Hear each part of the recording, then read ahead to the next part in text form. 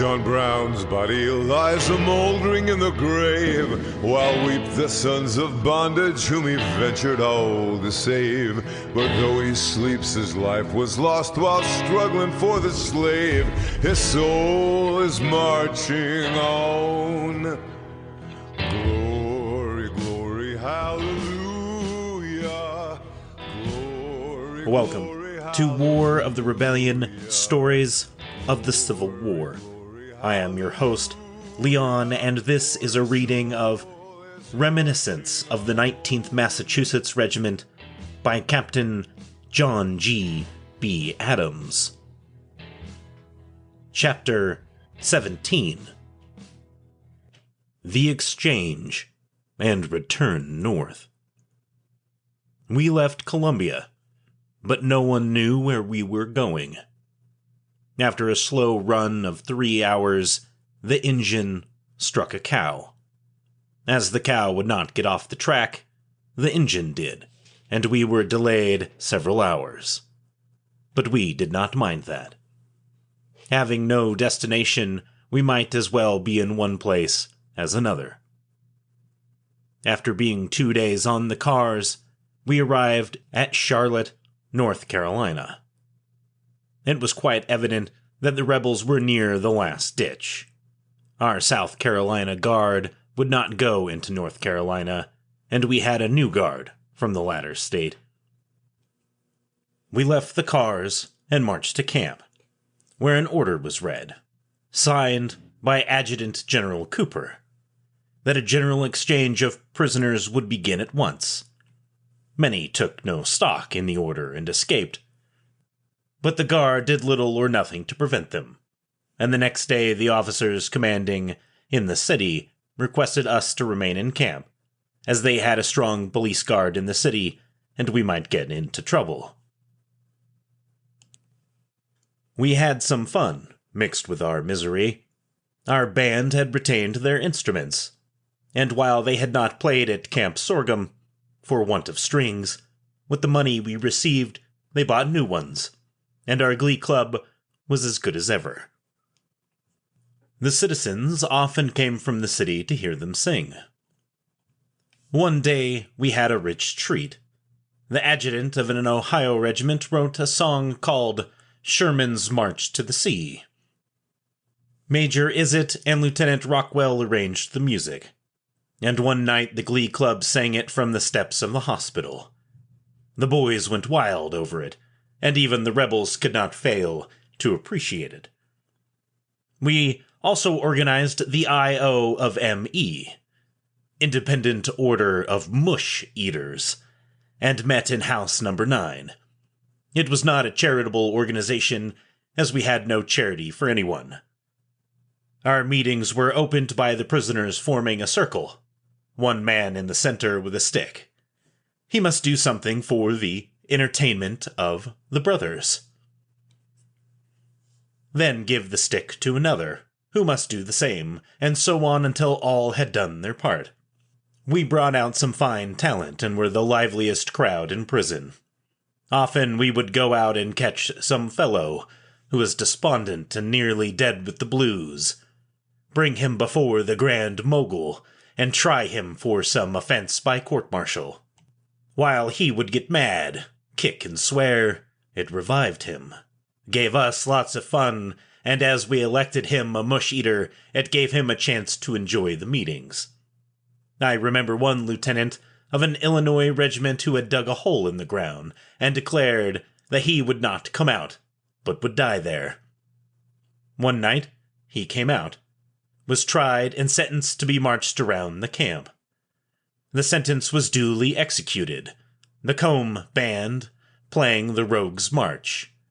He began to improve after that, attended the meetings regularly, and, I believe, was elected to the office of Deputy High Grand Mush Eater. We undertook to capture a captain of a Tennessee regiment, called Putting Head Hayes, but as he could whip any two of us, we let him alone. One afternoon at 3 o'clock, the order was given to fall in. It was an uncommon call at this hour, and, Exchange thoughts came to all. Soon the adjutant introduced us to a new commander. A Dutchman who had just come from the north, having been captured at Gettysburg. Said he, "Gentlemans, I come to take command of you. I have been in Fort Delaware 15 months. You peoples teach me how to behave myself. I does for you all I can. You treats me like a gentleman, I treats you like a gentleman. This place not fit for hogs. I sends in 100 load of straw right away quick. Break ranks, march." He went through our quarters and swore worse than he could at our treatment. He then went to the hospital and had a row with the surgeon because he had done nothing to make us comfortable, and kicked up a row generally in our behalf. We felt that the morning light was breaking for us, and that we should now be made comfortable. The major came in the next day with more suggestions, but in a day or two we saw him no more. He was not the man the rebels wanted, as they were not anxious for our comfort, and his official head was removed as soon as he made requisition for the straw. On the 20th, 200 of us left to be exchanged. We had quite a pleasant ride to Salisbury. Here I saw some of my men, the first I had seen since we left them at Macon in July. I remember two, my first Sergeant, James Smith, and Private Jerry Kelly. I dare not undertake to describe their condition. They were nearly starved to death, and could only walk by the aids of sticks. They told me of the other boys captured, that Lubin, a young recruit, had died 3 days after entering Andersonville, that Sergeant George E. Morse and Levi Woofendale of Company G and many others had died at Andersonville, Florence, and other prisons, for, like us, they had been carted from one place to another, but their faces brightened as they said, "Not one of the boys went back on the old flag." I had been proud of the 19th Regiment from the first day I joined it, but never did I see a time when I loved and respected those boys more than that day. More than 30,000 were crowded into the pen at Andersonville. They had seen their comrades die at the rate of 200 a day. They had been offered plenty of food and clothing and no fighting, if they would renounce their allegiance to the old flag and join the Southern Confederacy. But they said no. No, death before dishonor, and waited to join their comrades beneath the starry flag if they lived to be free. If not to join those who had been loyal and true in the camp on the other shore. We went from Charlotte to Goldsboro, where we arrived the next morning. Here we saw the worst sight that the eyes of mortal ever gazed upon. 2 long trains of platform cars, loaded with our men, came in. They had been 3 days on the road expecting to be exchanged at Wilmington, but as the city was being bombarded, were turned back. As they were unloaded, not 1 in 50 were able to stand. Many were left dead on the cars, the guards rolling them off as they would logs of wood. Most of them were nearly naked, and their feet and hands were frozen. They had lost their reason, could not tell the state they came from, their regiment or company. We threw them what rations we had, and they would fight for them like dogs, rolling over each other in their eagerness to get the least morsel. I remember one poor fellow who had lost his teeth by scurvy. He would pick raw corn out of the dirt by the railroad track and try to eat it. We gave them everything we had. I took my only shirt from my back and threw it to them. Others did the same. The rebels allowed us to mingle with them, and with tears streaming down our cheeks, we did what we could. Lieutenant McGinnis and I were looking for a men, and we found one named Thompson, of his company. He was a noble fellow, one of the largest men in the regiment. The only clothing he had on was part of a shirt that was covered with vermin. He had lost his sight and was almost gone. He died while we were with him. I took a little fellow in my arms and carried him across the street. He could not have been over 16 years old, and did not weigh more than 50 pounds. He died just as I laid him down. The men were marched to a camp. The route was strewn with dead and dying. The citizens gathered around, but I saw or heard no expressions of sympathy. One of our officers said, "My time is out, but all I ask is a chance to once more take the field. I would try and get square." A rebel officer heard him and replied, "You are just the man I would like to meet." Our officer stepped out and said, "Here I am. I have been more than a year in prison, but I will whip you or any other rebel you can furnish." The rebel sneaked away, and said he would not disgrace himself by fighting a Yankee except in battle. We wished he had given our man a chance. We were again ordered on board the cars, and it was reported that we were going to Richmond for exchange. We went as far as Raleigh, where we halted, left the train, and marched to an old camp. There were a few houses standing, but not enough to hold 1/4 of our number. The rain came down in torrents, and we stood all night under the trees. I never passed a more uncomfortable night, for besides being wet and cold, I suffered with hunger. On the 23rd, they loaded us on the cars again, and had just started, when the engine ran off the track. This time, the cause was an open switch. We believed that the switch was intentionally left open, but the train ran so slowly that we were off the cars as soon as the engine left the track, and no one was hurt.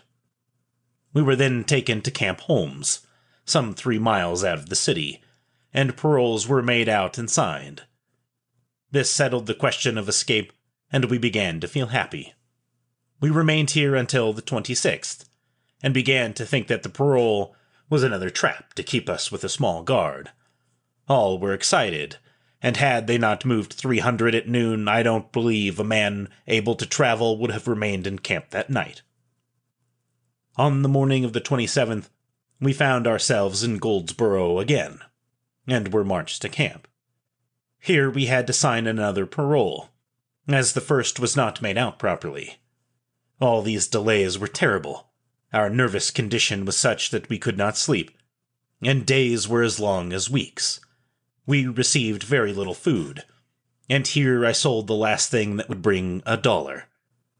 The buttons on my jacket. These brought me $18, $2 each. It would buy just food enough to sustain life. That night the rebels gave us some rations, but, hungry as we were, we sent all to the enlisted men. The 28th at 5 p.m., we again went on board the train, and at daylight March 1st, were at Rocky Point, 3 miles from our lines. Here we left the cars. The rebel guard formed in line, and we were counted through.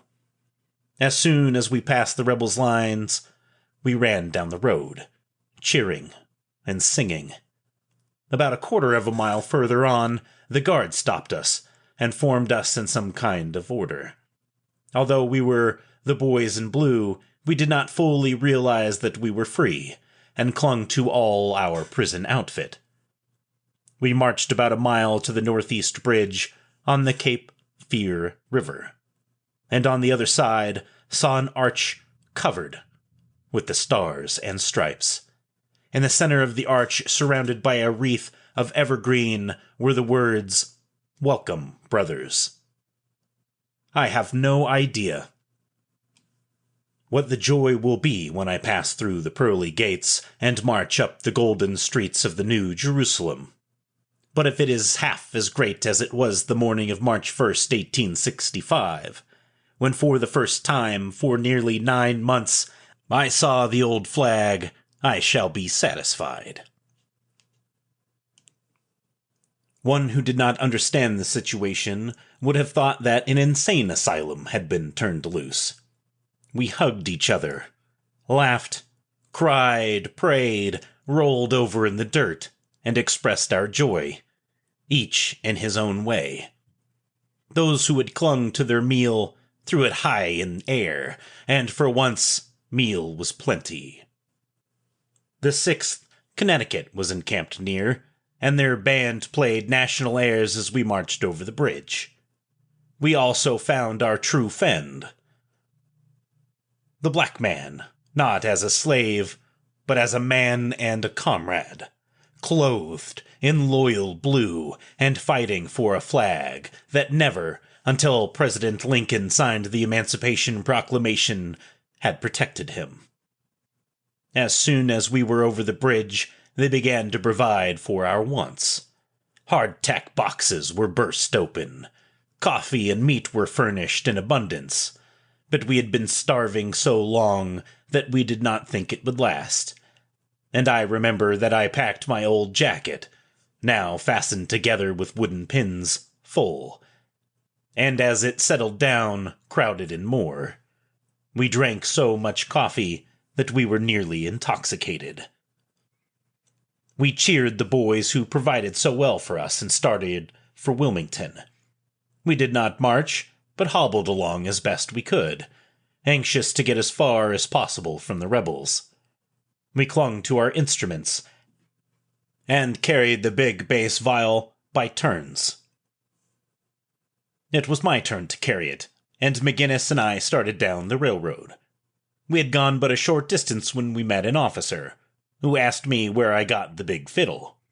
I told him I had played it in church before I enlisted, that I carried it with me when I left home and had it on picket. Was in the middle of a tune when the rebels came on me, and as I could not stop playing, was captured. The man looked at me and said, "I believe that's a damned lie." "Well," I said, "you have a right to think so," and we moved along. I do not remember what became of the instrument. Arriving at Wilmington, we were collected together and rations were served. Here we were placed under guard to prevent our eating too much, but we would capture the rations each side of us and fill our pockets. As soon as we had eaten all we could, we would pass out, and in half an hour try to flank in again. The Sanitary Commission were all on hands with barrels of weak milk punch, and gave us all we wanted. As we wanted everything to eat or drink that we saw, we destroyed large quantities of it. While standing on the street, an officer rode up whom I recognized as Colonel Henry A. Hale, formerly a captain in my regiment. He was serving on the staff of the general commanding the department. He took me to a gunboat in the river and bought me a suit of sailor's clothes.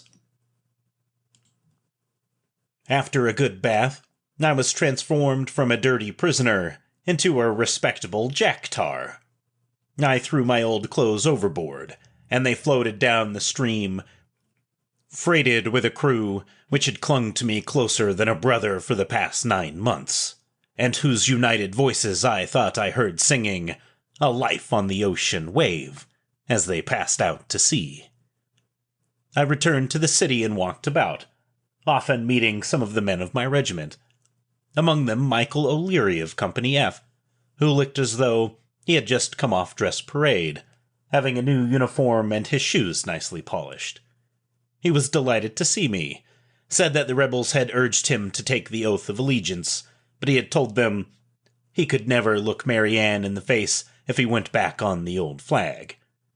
He told me a number of the men who had died, among them my old friend Mike Scannell. That night I stood in front of the theater, my hands in my empty pockets, wondering if I should ever have money enough to purchase a ticket. March 3rd. We went on board the transport General Sedgwick, bound for Annapolis. We pulled out near Fort Fisher and lay overnight. Some of us went on shore at Smithfield and had a nice time. On the 4th we got under way, It was the second inauguration of President Lincoln, and all the ships were gaily decked with flags. We passed out over the bar. The ship was crowded. My berth was on the floor between decks. I find the last entry in my diary is, "Oh, how sick I am." I did not come on deck for 4 days and suffered more than I can tell. The sea broke over the ship, and the water came down the hatchway. A Western officer, suffering near, aroused me by exclaiming, "My God, Jack! There is a board off somewhere. Don't you see the water coming in?" I didn't care if they were all off. We arrived at Annapolis and quartered in the several hotels. The following day we received 2 months' pay. I bought a good uniform off a Jew for $75. It was a nice blue when I first put it on, but before I arrived home it was brown as a butternut. We ate from 6 to 10 meals a day for a week, then received 30 days furlough and came home to friends who had almost given us up for dead. I never looked better than when I arrived home. I had bloated so that I was the picture of health, and no matter what account I gave of prison life, my face contradicted it, so I said little. After 30 days at home, I did not feel able to return, and received an extension. The war was nearly over. Richmond had fallen, and I was miles away, a paroled prisoner, not allowed to bear arms until exchanged. While at home, I had the pleasure of meeting my old comrade, Isaac H. Boyd. He had started as a private in Company A, and was now major of the regiment. I left him one Saturday at the Providence Depot in Boston, he returning to the front. In 2 weeks, I received his body at the same depot. He was killed in the last battle of the war, the day before Lee surrendered. One of the bravest officers who ever drew a sword. Early in May, I returned to Annapolis and was pleasantly quartered in the house of a Mr. Harper, the only man in the city who voted for President Lincoln in 1860. While standing on the street one day, a small squad of prisoners passed. This was an unusual sight, as all had come through the lines weeks before. I heard a voice say, "How are you, Captain?" And looking up saw a white head sticking out of a bundle of rags, and recognized Sergeant Mike Scannell. I said, "Mike, you are dead." "Not yet," was the reply, "but I have been mighty near it. I was sent out to die at Andersonville. From there was taken to Blackshire, Florida, kept until the war was over, then taken within several miles of our lines and turned loose. With him was Mike O'Brien of my company. Hard-looking, but full of courage. On the 15th of May, I was discharged by general order. Went to Washington, received my full pay with transportation to West Newbury, Massachusetts. I waited to see the grand review of the armies before returning home. The first day the Army of the Potomac passed. As the Second Corps drew near, I became anxious, and walked towards the capital. The white trefoil came in sight, and at the head of the dear old regiment rode Colonel Rice. He saw me and turned out of the line to shake hands. Next came Captain Hume, the only line officer commissioned when we were captured. He stopped and the boys came from every company. For a few moments I held a reception. Colonel Rice urged me to come to the regiment, saying he had found a place for me. I informed him that I was discharged and was going home. But he said, "Come and see me day after tomorrow." In compliance with his request, I went out to Munson's Hill to visit the regiment, and before night was mustered as captain and assigned to the command of Company B. The duty was very pleasant. I was in command of the regiment a few days during the absence of Colonel Rice and Captain Hume, and was 2 weeks on court-martial detail. June 30th, the regiment was mustered out of service, and left for Massachusetts, arriving at Reeville July 3rd. We were invited to take part in the parade in Boston July 4th, and Colonel Rice was quite anxious that we should. After we went to our quarters for dinner, Colonel Rice was called to Boston. Nearly all the officers had business there, and when we boarded the train, found the men taken the same way. The colonel did not blame them, and said it was all right if we would report at 9 a.m. the next day at the Providence depot.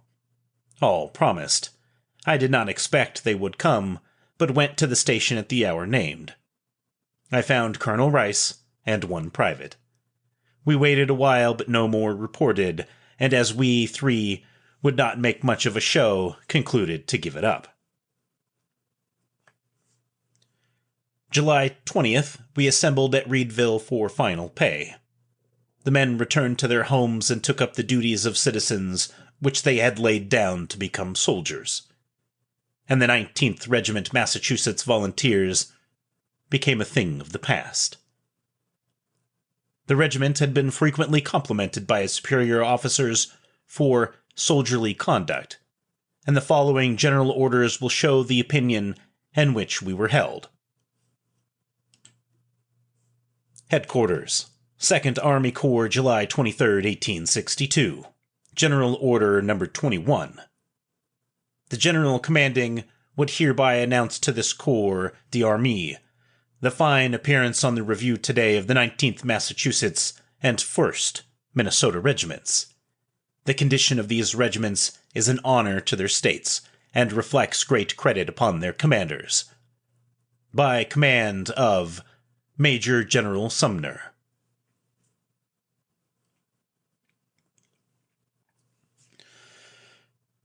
Headquarters, 2nd Division, 2nd Corps, Edwards Ferry, Virginia, June 26, 1863. General Order No. 105. The 15th and 19th Massachusetts Volunteers, for marching today in the best and most compact order, and with the least straggling from their ranks, are excused from all picket duty and outside details for 4 days. By command of Brigadier General Gibbons. Of the 37 commissioned officers who left Massachusetts with the regiment in 1861, only one returned, Colonel Edmund Rice, who went out as captain and came home colonel, commanding the regiment. 14 officers and 250 men were either killed or died of wounds received in action, and 449 were discharged for disability, occasioned by wounds or disease contracted in the service. In no better way can I close my story than by quoting from the 1865 report of Adjutant General Schuyler. No regiment has had a more eventful history, or has fought better, or performed its duties with more promptitude and alacrity.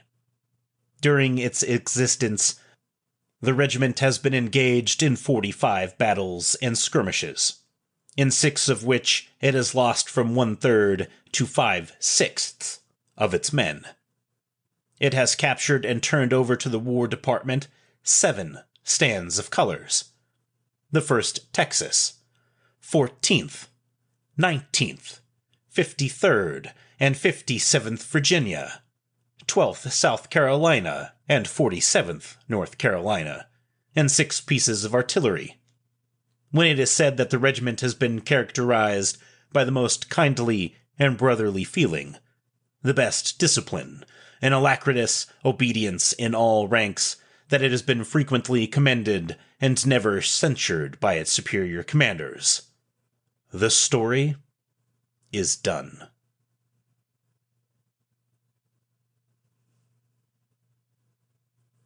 And with that, that is our last chapter. That is the end of our memoir by Captain Adams. I hope you all enjoyed this story. Now, let's get into our notes.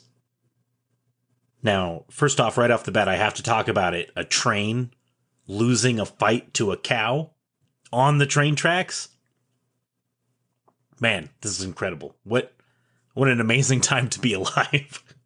Because I don't think any cows would survive modern trains. Also, the song Sherman's March to the Sea, I found a rendition of it. It's going to be up on the website. Come check it out. That's rebellionstories.com. And also, let's talk about the big news here. The IOME, the Independent Order of Mush Eaters. First of all, this is the greatest organization I have ever heard of. I went and changed all of the Patreon to Mush Eater related content. So if you would like to join the Patreon group, support the channel for $1, you can join the Independent Order of Mush Eaters. I found that too much. Couldn't pass it up. So, oh man, that's great. Great name for an organization. And I'm never changing those again. It's staying permanently. All right. By the way, if you want to support the channel, you can go to rebellionstories.com, click on Behind the Mic, and at the very bottom of that post is a list of ways that you can support. So, with all of that out of the way, let's talk about the ultra sad part of this episode. The Union soldiers that they find on the trains. Oh, man, it's knowing the sailors, Marines, airmen, soldiers that I know. I can only imagine what it would be like to come across an entire trainload of them stacked up like cordwood with their bodies as they had been starved to death. This part made me cry openly when I was reading it. The suffering that these soldiers had gone through, is sobering. And we're going to have a moment of silence for their dedication that is largely, rolled off a train and buried somewhere, I'm sure. So let's have a moment of silence and we'll take a drink for them. Here's to you, boys.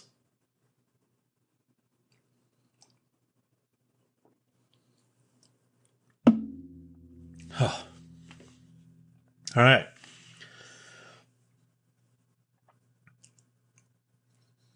I understand the frustration that they had seeing their boys like this. And the 16-year-old kid dying in his arms. That's some mom, dad's little boy. All right. Well, later on when they're in holding and the Rebs feed them and they give all of their food to the enlisted men, that is solid soldierly conduct right there. That is how it's supposed to work. Officers get to eat well. They get to eat better than everybody else. But as soon as the food runs out, or they can't feed themselves, the officers start to go hungry because they feed their troops first. If you are not a good officer, if you were a staff NCO or anybody else, if you eat before your men, you should always make sure your boys are eating first before you sit down and take a break. And that goes down from, I swear, battalion command all the way down to the squad level and the team level. When I was a team leader, I always made sure my boys were eating before I sat down. So,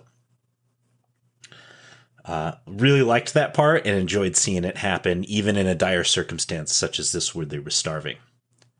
I can only imagine, also, by the time they get to the rear and they're released, what the freedom must have tasted like to have been captive for so long. Maybe it's a little bit like getting out of the military. That day of freedom where you can go anywhere for the first time in years without having to tell anyone. Or I remember as I was driving away from Camp Pendleton, a staff sergeant calling me, being like, "Where are you?" I'm like, dude, I have my DD-214. I'm out of here. So, if anyone here knows if they were a prisoner of war, email me. What was it like? So, also, I know we're towards the end here. And he just talks about the food a lot and how much he ate, which is, standard. Makes plenty of sense for someone in his condition. But I really enjoyed getting to read this because of this, especially this ending, kind of tells us more about the end of the war. Something I'm really interested in with how people dealt with it. And then when he does get home, he doesn't talk about being a prisoner of war because he didn't look like one. So he was like, man, just drop it. It's like, oh, man, like, don't hold that in. And that's something that I feel really unfortunate about with veterans of this war, is they did not get the help that they needed. So I do enjoy that he made it to the parade for both armies in DC at the Capitol, and that he joined back up with his regiment. I've had a similar experience where we saw a really great friend Marine of ours, and we weren't in rakes, but we basically broke into a run and surrounded him like a little gaggle of children, because he's just one of the best guys. So I understand that part, and I'm glad he finished the war in his regiment. It's one way to do it. I love that. So as it is, folks, this is the last episode for this book. My friends, thank you for listening to this incredible memoir of our illustrious captain. I'm not going to tell you what the next book is or who it was written by, but look out, folks, we're headed west. Now, also, Patreon members, this Saturday, Company F will resume. You will be having a much maligned wait time here. You've had something of a wait time here on getting me finished up on that series, but getting started back up, finally. It's only been 7 months, so thank you for your support. I greatly appreciate that you guys give me the time to kind of work on this new life where I'm getting married and I got my first house and going back to school, and getting all of this other work done is incredible. So thank you so much. And also, when we finish Company F, we'll be moving on to a different memoir that we already voted on. So also, I would like to add, if you have not been to the YouTube channel, War of the Rebellion, of course it has my insignia on it, I'm uploading the podcast episodes to YouTube. And the second episode to Under the Maltese Cross has just been uploaded today. So if you want to go by and take a look at it, you can. When I upload these memoirs and regimental histories to YouTube, as I throw them into video format, I include all of the photos. So I know some folks, they didn't want to come take a look at all of the photos on my website because I'd post them with each chapter. I'm not doing that anymore because that took way too much time. But when it comes to uploading the videos, I do save them and I put them in. So whatever I read will have the pictures on hand for you to take a look at. All right. Well, with that, you can come check out some of the other YouTube content I'm also putting up, but feel free to stop by. I'm usually streaming a couple of times a week, so always feel free to drop by if you're on YouTube and you see me online. Just come say hello. Or you can email me, I suppose. But with that, thank you for listening and your support, and I will see you guys in the next episode. And, well, I guess the story is done.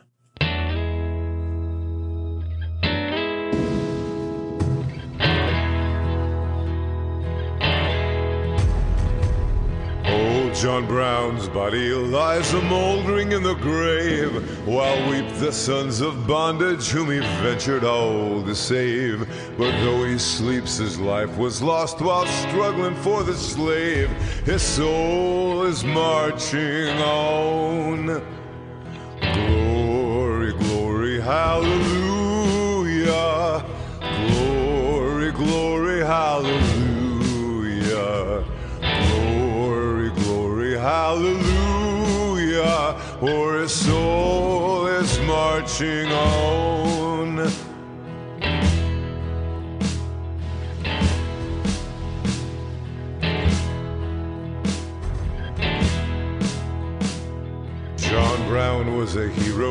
undaunted, true and brave. And Kansas knew his valor when he fought her rights to save. And now, though the grass grows green above his grave, his soul is marching on. Glory, glory, hallelujah. Glory, glory, hallelujah. Glory, glory, hallelujah. For his soul is marching on.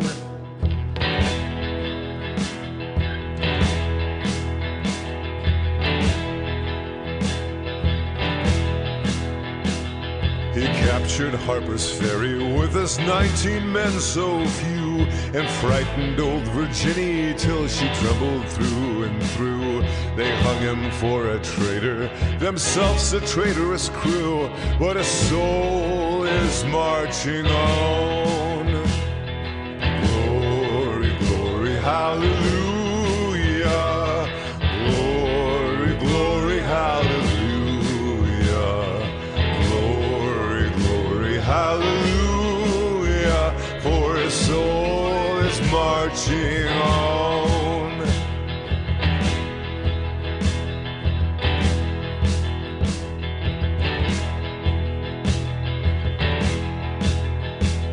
John Brown was John the Baptist, of the Christ we are to see.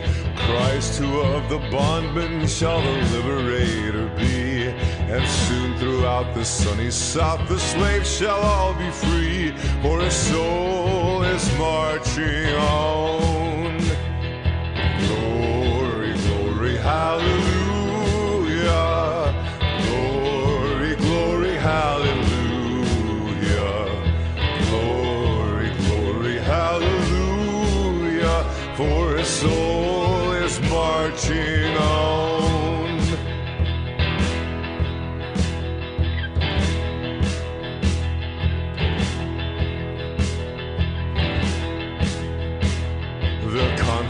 That he heralded, he looked from heaven to view on the army of the Union with its flag red, white, and blue. And heaven shall sing with anthems o'er the deed they mean to do, for his soul is marching on. Glory, glory, hallelujah. Glory, glory, hallelujah.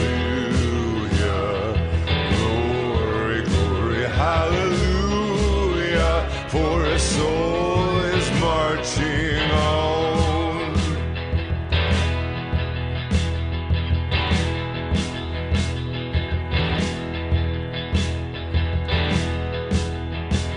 Ye soldiers of freedom, then strike while strike ye may, the death blow of oppression in a better time and way. The dawn of old John Brown has brightened in the day, and his soul is marching on.